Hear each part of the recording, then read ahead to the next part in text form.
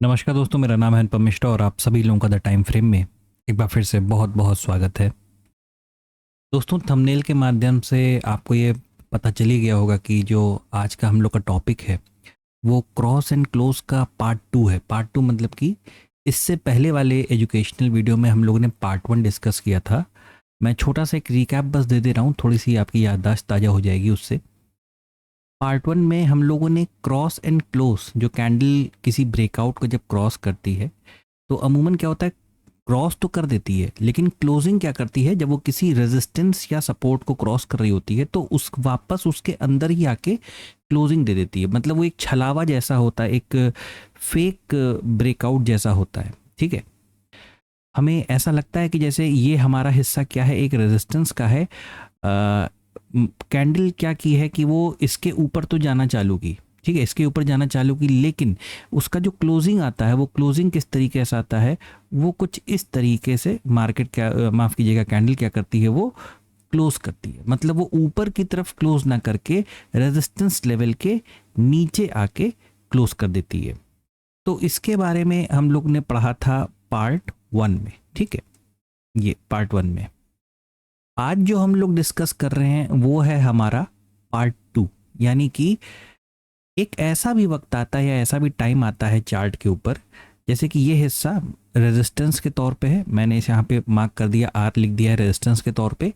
और हमारी कैंडल क्या करती है दोस्तों, कभी कभार वो प्रॉपर क्लोजिंग दे देती है। वो प्रॉपर क्या करती है, एक क्लोजिंग भी दे देती है, लेकिन उस क्लोजिंग के बाद भी हमारा मार्केट क्या करता है, वापस नीचे आ जाता है। ठीक है, चलिए।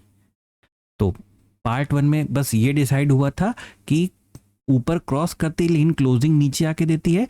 और पार्ट टू में आज हम लोग ये बात करेंगे कि क्लोजिंग भी ऊपर हो जाती है। यहाँ पे मैं लिख दे रहा हूँ क्लोजिंग। ठीक है, क्लोजिंग भी क्या होती है, ऊपर हो जाती है, लेकिन उसके बावजूद भी मार्केट ऊपर की तरफ सस्टेन नहीं करता, वो क्या करता है, नीचे की तरफ आता है। मैं एक छोटी सी इमेज आपको, वो एआई द्वारा जनरेटेड है, आप उसको एक बार देखने की कोशिश कीजिए।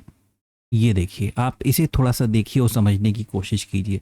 सब कुछ ऐसा लगता है कि हाँ बहुत बढ़िया है, मार्केट अच्छा खासा ब्रेकआउट दे दिया, एक बहुत अच्छी कैंडल ने क्लोजिंग भी दे दी। अब यहाँ से हम क्या कर सकते हैं, अपना कोई ट्रेड प्लान कर सकते हैं और उसके बाद हमें ऐसा लगता है कि मार्केट क्या होगा, ऊपर की तरफ चला जाएगा।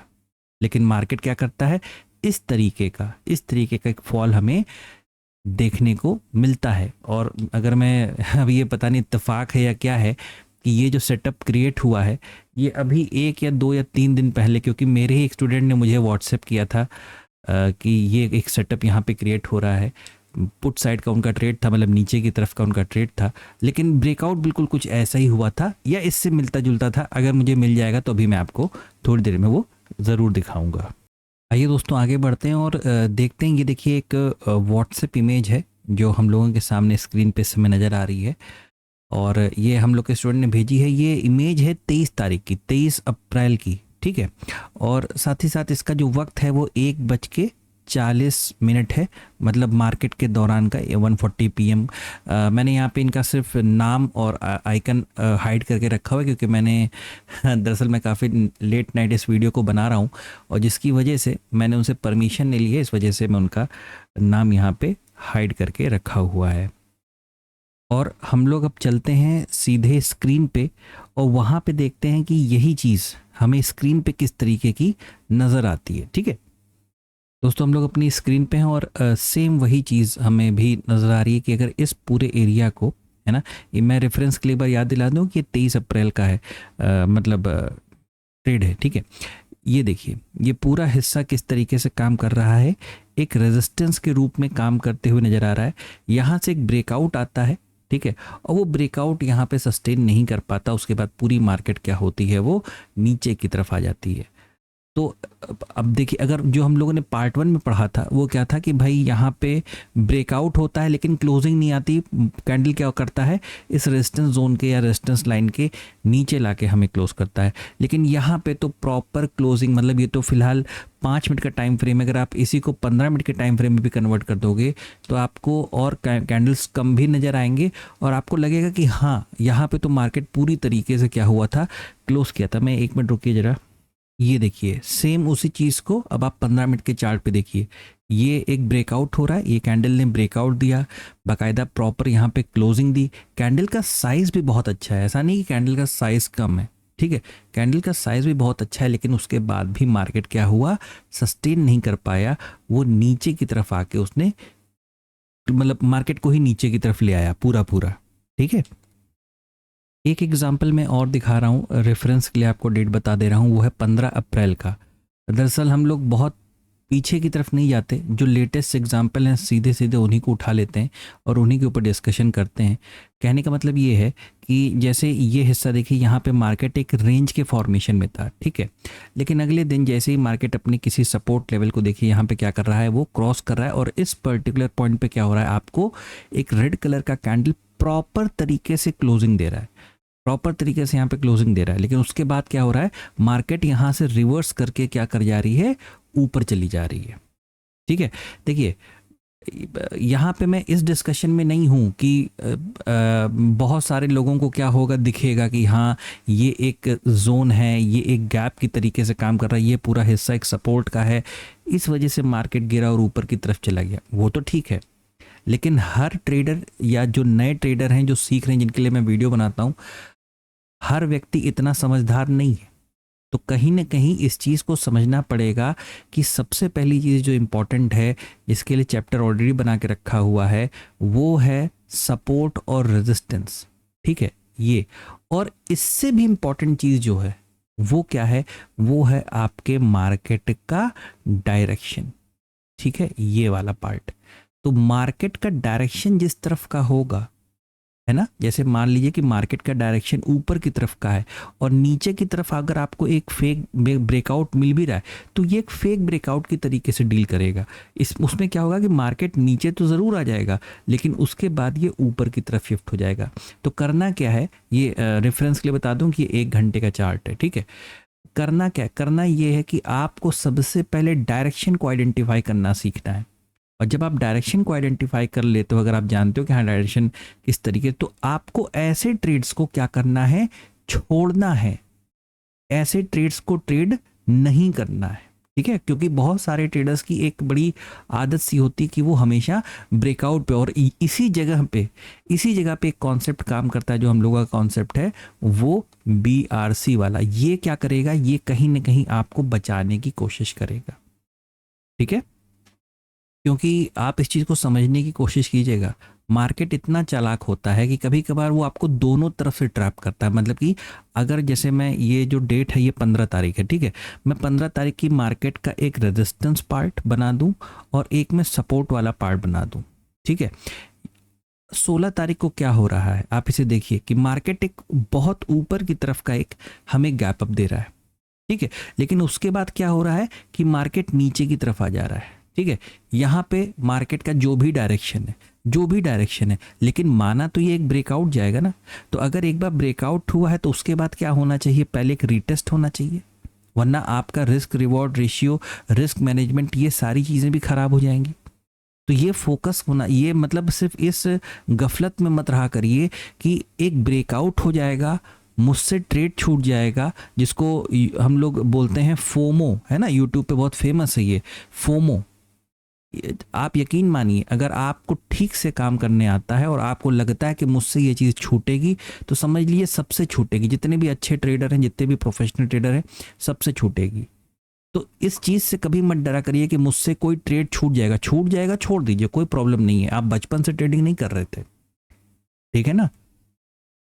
और आगे देखिए, 16 तारीख को ये एक गैप अप ओपनिंग होती है, यहाँ पे रिटेस्ट करता है मार्केट, फिर 16 तारीख को ही इस पर्टिकुलर सपोर्ट लेवल को मार्केट ब्रेक भी कर देता है ना। क्या करता है, ब्रेक करता है, ब्रेक करने के बाद फिर इसको ऊपर की तरफ उठा के लेके चला जाता है। क्योंकि जगह अगर आप देखेंगे ना, तो आपकी मार्केट का जो ओवरऑल डायरेक्शन इस समय वो किस तरफ का है, वो ऊपर की तरफ का है। तो आपको कौन से ट्रेड प्रेफरेंस देने हैं, जो ये वाले ट्रेड है, जो ये ट्रेड बन रहे हैं, आपको उसके ऊपर ज़्यादा फोकस करना है, उसके ऊपर ज़्यादा ध्यान देना है।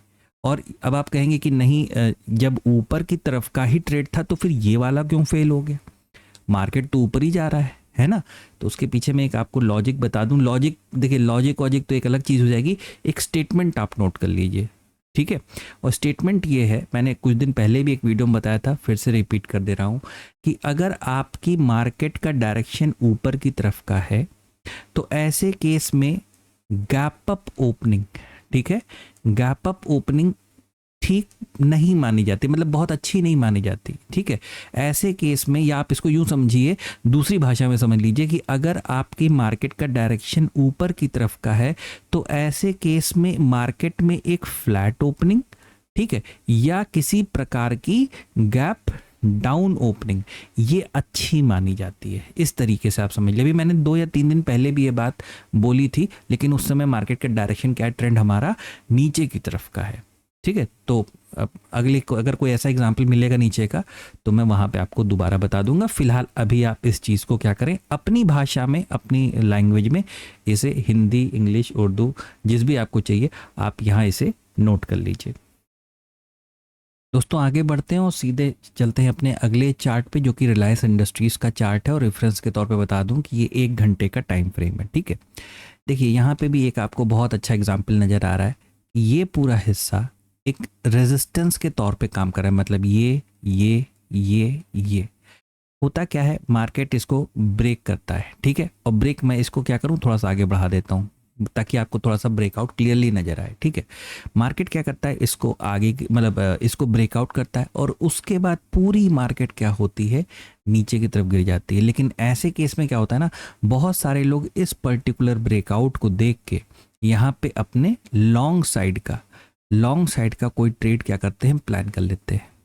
उससे क्या होता है, थोड़ा सा दिक्कत हो जाती है, क्योंकि हम किस चीज़ को इग्नोर कर गए।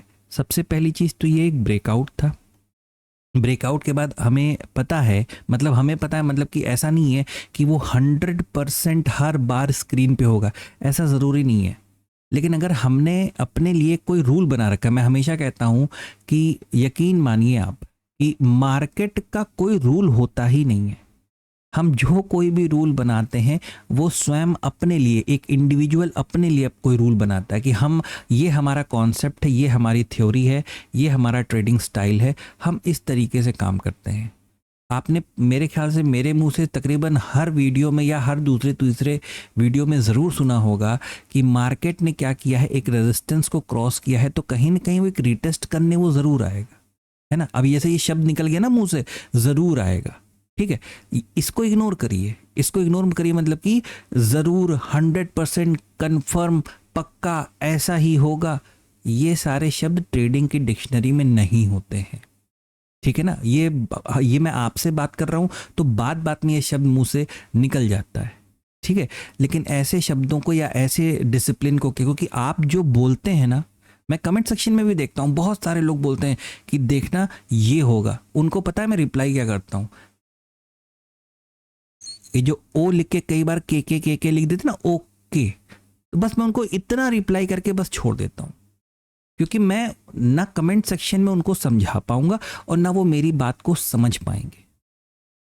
आप जो बोलते हैं वही आपके कान सुन रहे हैं, वही वो दिमाग तक बातों को पहुंचा रहे हैं। ठीक है, तो आपका माइंडसेट भी वैसा ही डेवलप हो रहा है, यही होगा, मैं जो कह रहा हूं वही होगा। नहीं, ऐसे मत बोलिए ना, ऐसे करिए। सिंपल सी चीज है, आप बोलिए कि हाँ ये हो सकता है। ठीक है, हो सकता है, तो आपको भी ये पता होगा कि भाई यहां से अगर मार्केट ऊपर गई है तो नीचे भी आ सकती है, तो आप उस चीज के लिए क्या रहेंगे, प्रिपेयर रहेंगे। आपको पता है कि मुझे कुछ ऐसा प्राइस एक्शन देखना है जो मार्केट को क्या कर सकता है, दोबारा नीचे की तरफ ला सकता है। ठीक है, एक और एग्जांपल है, वो जैसे ये वाले तो हॉरिजॉन्टल लेवल्स के थे, एक ये है जो कि आपको नजर आएगा ट्रेंड लाइन के ब्रेकआउट के रूप में। ये भी 1 घंटे का ही चार्ट है और रिलायंस का ही चार्ट है। रेफरेंस के लिए मैं आपको डेट बता देता हूँ, ये है 25 मार्च का, और इसका आप रेफरेंस मान लें, इसमें मेरे ख्याल से 2-3 डेटें ना आ जाएं कहीं, ये मान के चलें 17 अप्रैल का है। ठीक है, तो ये देखिए आप, यहाँ से क्या हुआ, आपको एक ब्रेकआउट मिला। ठीक है, ब्रेकआउट के बाद पूरी मार्केट क्या हो गई, नीचे की तरफ आ गई। अब अगर या तो आप मार्केट के डायरेक्शन से वाकिफ होते तो आप कहीं ना कहीं मार्केट में बच जाते, आप इस ट्रेड को क्या करते, इग्नोर कर देते। ठीक है। दूसरा क्या है, दूसरा तरीका ये होता कि अगर आप कहीं ना कहीं बीआरसी से अगर वाकिफ़ होते, आपने इसकी प्रैक्टिस की होती, इसके बारे में थोड़ा समझा होता, तो कहीं ना कहीं आप एक बार इसमें बच जाते। ठीक है, तो कोशिश किया करिए, थोड़ा सा संयम रखिए, कंट्रोल में रखिए अपने इमोशंस को। हमेशा ध्यान दीजिए कि ट्रेडिंग की दुनिया में, मतलब मेरा लॉजिक है या मेरी जितनी भी समझ है ट्रेडिंग को लेके, ठीक है, उसमें सबसे इम्पॉर्टेंट मतलब यकीन मानिए कि अगर मुझसे कोई पूछे कि ट्रेडिंग की दुनिया में सबसे इम्पॉर्टेंट क्या है, तो मेरे लिए सिर्फ एक ही शब्द है और वो है डायरेक्शन। सिंपल। कोई भी लॉजिक हो, सपोर्ट का हो, रेजिस्टेंस का हो, ट्रेंड लाइन का हो, बीआरसी का हो, हेजिंग हो, option selling, option buying, equity, crypto currency, कुछ भी हो, वो इसके बाद आता है। अगर आपको यही नहीं पता है ना, तो समझ लीजिए कि आप बस हाँ जो कर रहे हो कर ले रहे हो, बस किसी तरीके से हो जा रहा है, वरना इसकी पकड़ होना आपको बहुत ज़रूरी है। ठीक है, और मैंने पूरी कोशिश की है कि इस पर्टिकुलर वीडियो को देखिए, ऑलरेडी अब 17 मिनट का बन गया। मैं पहली बात मेरी ही गलती है, या यूँ समझें कि मैं थोड़ा सा धीरे बोलता हूँ, बहुत तेज़ भागने की मेरी आदत नहीं बोलते समय, और 17 मिनट का इस समय वीडियो बन चुका है। ठीक है, इस वीडियो में मैंने आपको यही समझाने की कोशिश की है कि केवल एक विक के माध्यम से नहीं, विक मतलब कि जो सिर्फ कैंडल की जो टेल या शैडो विक जिसको जो भी बोलते हैं, ठीक है, कि एक रेजिस्टेंस है, सिर्फ ये क्रॉस कर गई तो हम इसको तो वैसे भी ब्रेकआउट नहीं मानते, लेकिन कभी कभार क्या होता है, पूरा कैंडल ही रेजिस्टेंस को क्रॉस कर जाता है, क्लोजिंग भी दे देता है, जिसको हम लोग क्रॉस एंड क्लोज बोलते हैं, ये भी हो जाता है, तो भी कहीं ना कहीं हमें मार्केट में फेक ब्रेकआउट देखने को मिलता है। ठीक है, तो ये वीडियो इसी टॉपिक के ऊपर था। तो आप भी थोड़ा सा कोशिश कीजिए, मार्केट के डायरेक्शन को आइडेंटिफाई कीजिए। जाहिर सी बात है हायर टाइम फ्रेम से ही आइडेंटिफाई होंगे, और उसी हिसाब से अपने ट्रेड को प्लान करने की कोशिश कीजिए। ठीक है दोस्तों, बस वीडियो को बंद करने से पहले जाते जाते मैं आप लोग को ये एक इमेज, मैंने ये भी एआई द्वारा जनरेट की गई है। ठीक है, तो ये एक अच्छा एग्जाम्पल था ब्रेकआउट, रिटेस्ट और कंटिन्यू का, मैंने सोचा ये भी आपको बस दिखा दूँ। ठीक है, तो बस आज की वीडियो के लिए बस इतना ही है दोस्तों। मिलेंगे अगले एजुकेशनल वीडियो में किसी और अच्छे टॉपिक के ऊपर, वहाँ पे हम लोग बातें करेंगे। आशा करता हूँ कि आपको ये वीडियो समझ में आया होगा, अच्छा लगा होगा। अगर आपको अच्छा लगे तो please like, subscribe and share my channel. धन्यवाद, नमस्कार।